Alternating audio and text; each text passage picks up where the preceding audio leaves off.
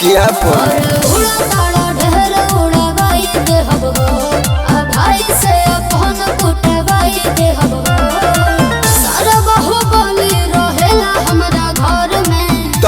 सुन ले के कठिन बाकी बोली शहर में लेके पिस्टल घूमी ले कमर में तू पसंद बारू पहले नजर में लेके पिस्टल घूमी ले कमर में लेकिन फोटो में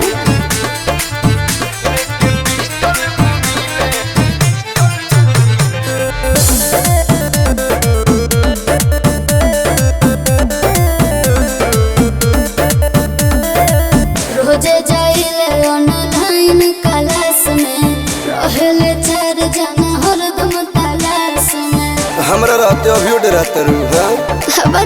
तो पिता की बाके कर मजाल पगली ते तो हवे रंग बजवा के माल पगली गोली चला भाई दिला दिन दोपहर में के कठिन बाकी बोली शहर में लेके पिस्टल घूमी ले कमर में तू पसंद बारू पहला नजर में लेके पिस्टल घूमी ले कमर में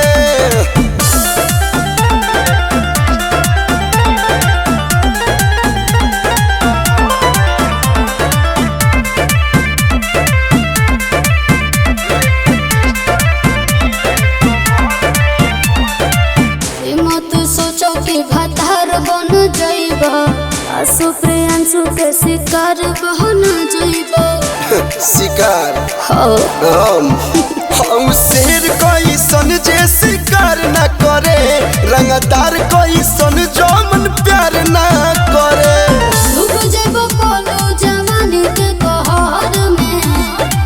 हके कठिन बाकी बोली शहर में लेके पिस्टल घूमी ले कमर में तू पसंद बारू पहला नजर में लेके पिस्टल घूमी ले कमर में बुझलू।